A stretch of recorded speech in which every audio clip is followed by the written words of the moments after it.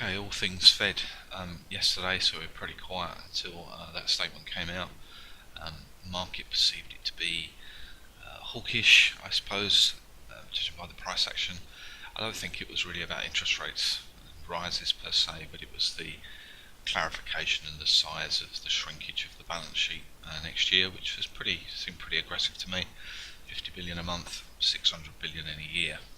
Anyway, it's price action that matters, not news. First one here is dollar index. So this is a daily chart, and you see that big blue square again. That is another range relativity signal. So this is now the second one. Key level is 92.05, and we closed above that, and overnight we're above this monthly level. So if we are going to rally, the most important piece of news is out of the way. I quite often believe that market needs to know most of the news that it thinks it's going to get before it can decide which way it's going to go. So today's pretty important. Conversely, the euro dollar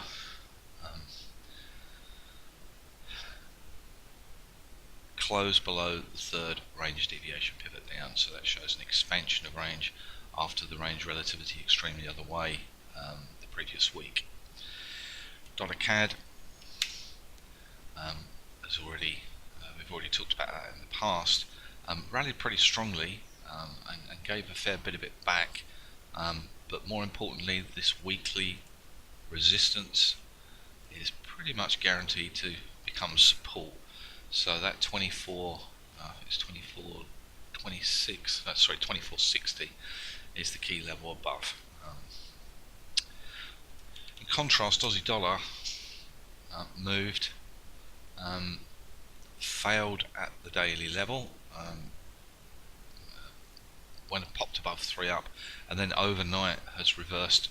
Must be a story or something for it to do that. I don't really care what it is. At the moment we're below the third range deviation pivot. Below, so again that's an expansion of range, so we couldn't do it on the upside breakout last night. Now we're going the other way. I'm assuming it sucked in some longs as well, and that is reversing. And a similar thing in Kiwi, so seems to be somewhat of a regional thing. Picture's pretty different there, so it's a little bit stuck in sideways. The importance of waiting for the end of the day. As I said yesterday that there was a potential for signals in the States. And as always, the US index is a very good example of that. It was building a daily sell at one point when we fell lower. As always, very, very resilient and gives it all back again and comes back towards the highs. Not quite the same story for the Nasdaq. Still the poor relation. No signal appeared, but we still got that weekly level above. Gold been in short mode since it failed at that major level, weekly level, a couple of weeks ago. We didn't quite close below the final daily level, but it was a pretty poor performance. We're at the moment below it. These levels are minor, they're not particularly important.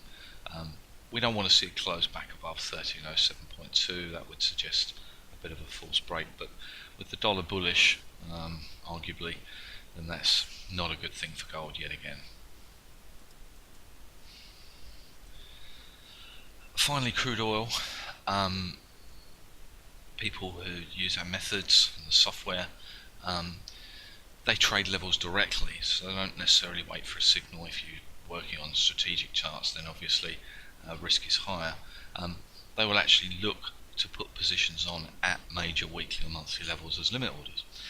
And so 51.11. So 51.11 was the final resistance. There was a daily level just a fraction ahead of it at 51.04. The high was 51.11 to the tick. So you can see it in the bottom left hand side there, it says OHLC. So it is a very, very important point, provided a short term, very quick day trade if they wished, and if they want to hold strategically, they've got a very, very tight stop. If they're doing it, they move down to the short term charts, and they had their first target, which was 50.38. We made a low of 35, was there very, very briefly, I have to say, and then a snap back. But what's important, if we don't take out 51.11 by the next 2 hours, then this half-day level is going to move to the top and reinforce that high. Okay, that's 5 minutes. That's probably enough. Thank you.